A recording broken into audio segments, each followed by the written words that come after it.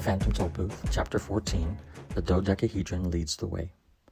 Up ahead, the road divided into three and, as if in reply to Milo's question, an enormous road sign pointing in all three directions stated clearly, Digitopolis, 5 miles, 1,600 rods, 8,800 yards, 26,400 feet, 316,800 inches, 633,600 half inches, and then some. Well, let's travel by miles, advised the humbug. It's shorter. Let's travel by half inches, suggested Milo. It's quicker. But which road should we take? Asked Talk. It must make a difference. As they argued, a most peculiar little figure stepped nimbly from behind the sign and approached them, talking all the while. Yes, indeed it does. Certainly, yes, it does make a difference, undoubtedly. He was constructed, for that's really the only way to describe him, of a large assortment of lines and angles connected together into one solid many-sided shape, somewhat like a cube that's had all its corners cut off and then had all its corners cut off again. Each of the edges was neatly labeled with a small letter, and each of the angles with a large one. He wore a handsome beret on top, and peering intently from one of his several surfaces was a very serious face. Perhaps if you look at the picture, you'll know what I mean. When he reached the car, the figure doffed his cap and recited in a loud, clear voice, "My angles are many, my sides are not few. I'm the dodecahedron. Who are you?" "What's a dodecahedron?" inquired Milo, who was barely able to pronounce the strange word. "See for yourself," he said, turning around slowly. "A dodecahedron is a mathematical shape with 12 faces." Just as he said it, 11 other faces appeared, one on each surface, and each one wore a different expression. "I usually use one at a time," he confided, as all but the smiling one disappeared again. "It saves wear and tear. What are you called?" "Milo," said Milo. "That is an odd name," he said, changing his smiling face for a frowning one. "And you only have one face." "Is that bad?"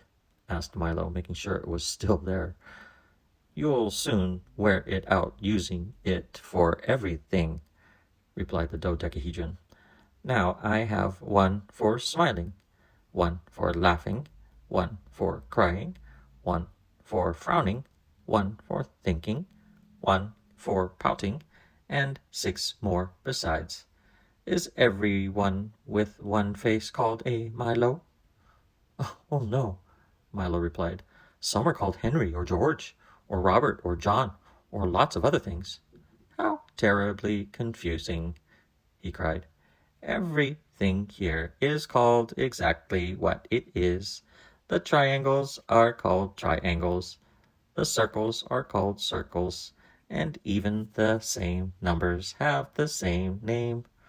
Why, you can imagine what would happen if we named all the 2s Henry or George or Robert or John or lots of other things. You'd have to say Robert plus John equals 4, and if the 4s were named Albert, things would be hopeless." "I never thought of it that way," Milo admitted. "Then I suggest you begin at once," admonished the dodecahedron from his admonishing face. "For here in Digitopolis, everything is quite precise." "Then perhaps you can help us decide which road to take?" said Milo. "By all means," he replied happily. "There's nothing to it. If a small car carrying 3 people at 30 miles an hour for 10 minutes along a road 5 miles long at 11:35 in the morning starts at the same time as 3 people who have been traveling in a little automobile at 20 miles an hour for 15 minutes on another road, exactly twice as long as one half the distance of the other, while a dog, a bug, and a boy travel in equal distance in the same time or the same distance in an equal time along a third road in mid-October, then which one arrives first and which is the best way to go? 17, shouted the humbug, scribbling furiously on a piece of paper. Well, I'm not sure, but Milo stammered after several minutes of frantic figuring. You'll have to do better than that, scolded the dodecahedron, or you'll never know how far you've gone or whether or not you've ever gotten there. I'm not very good at problems, admitted Milo. What a shame, sighed the dodecahedron. They're so very helpful. Why, did you know that if a beaver 2 feet long with a tail a foot and a half long can build a dam 12 feet high and 6 feet wide in 2 days, all you would need to build Boulder Dam is a beaver 68 feet long with a 51-foot tail? Where would you find a beaver that big? Grumbled the humbug as his pencil point snapped. I'm not sure, I don't know, he replied. But if you did, you'd certainly know what to do with him. That's absurd, objected Milo, whose head was spinning from all the numbers and questions. That may be true, he acknowledged, but it's completely accurate as long as the answer is right. Who cares if the question is wrong? If you want sense, you'll have to make it yourself. All 3 roads arrive at the same place at the same time, interrupted Talk, who had patiently been doing the first problem. Correct, shouted the dodecahedron, and I'll take you there myself. Now you can see how important problems are. If you hadn't done this one properly, you might have gone the wrong way. I can't see where I made my mistake, said the humbug, frantically rechecking his figures. But if all the roads arrive at the same place at the same time, then aren't they all the right way? Asked Milo. Certainly not, he shouted, glaring from his most upset face. They're all the wrong way.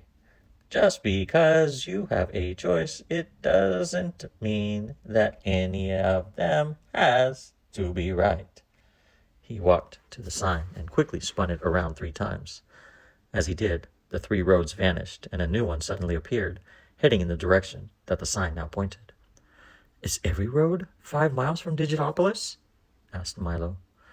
I'm afraid it has to be, the dodecahedron replied, leaping onto the back of the car. It's the only sign we've got. The new road was quite bumpy and full of stones, and each time they hit one, the dodecahedron bounced into the air and landed on one of his faces, with a sulk or a smile or a laugh or a frown, depending on which one it was. We'll soon be there, he announced happily after one of his short flights. Welcome to the land of numbers.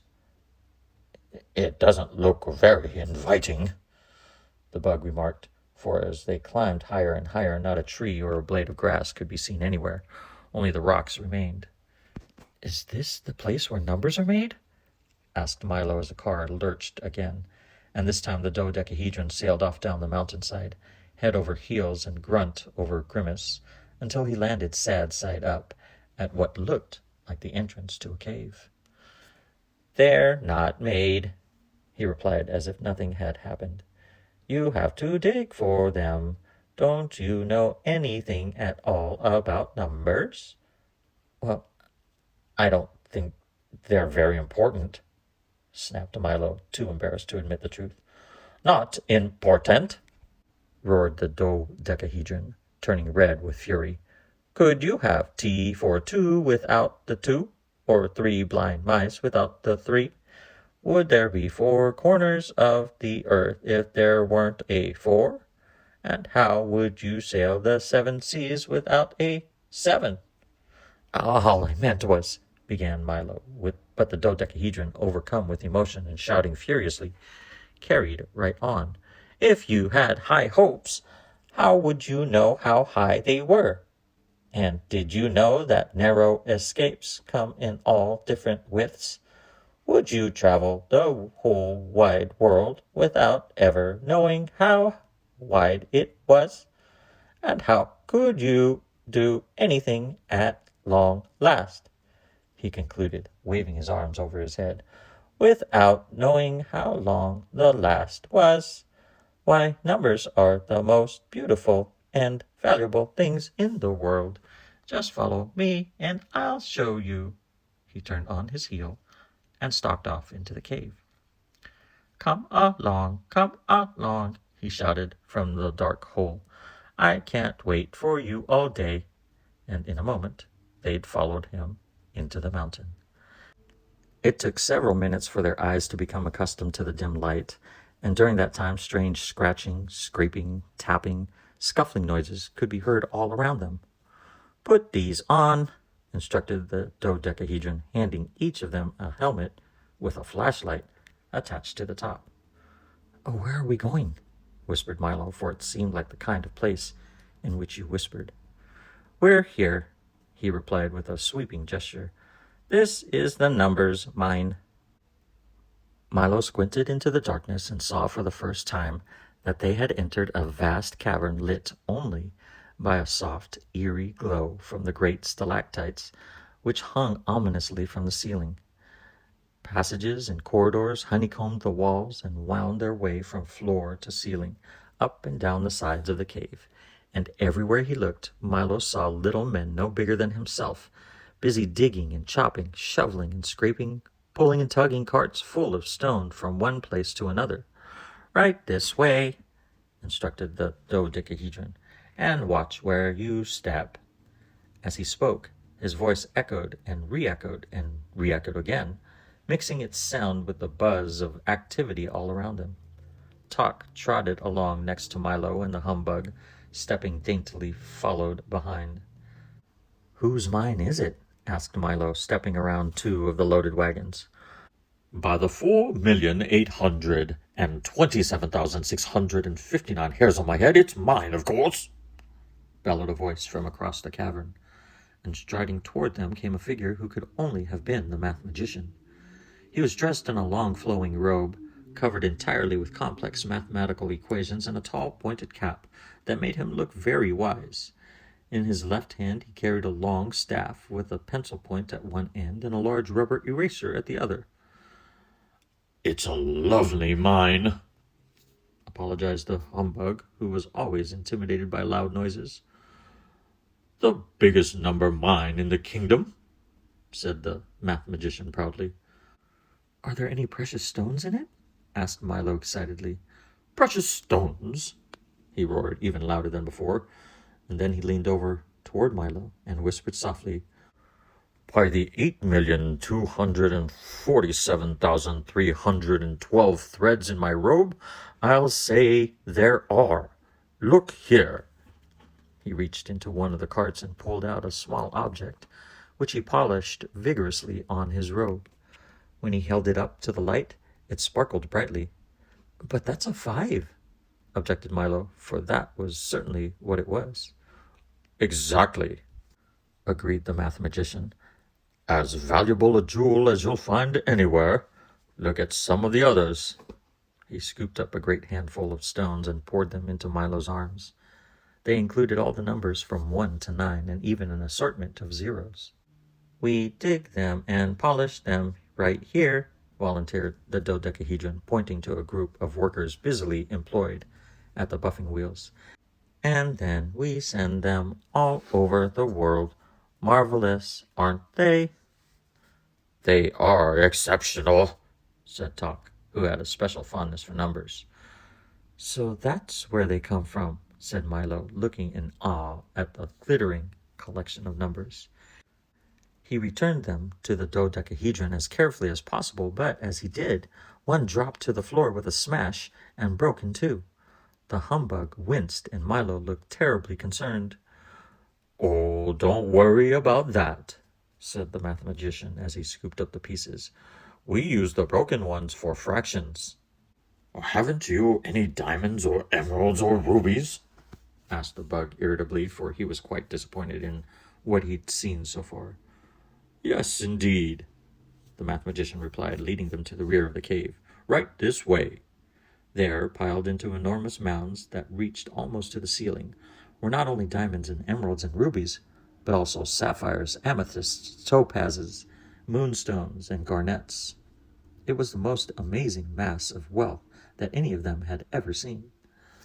"They're such a terrible nuisance," sighed the mathematician, "and no one can think of what to do with them, so we just keep digging them up and throwing them out. Now," he said, taking a silver whistle from his pocket and blowing it loudly, "let's have some lunch." And for the first time in his life, the astonished bug couldn't think of a thing to say.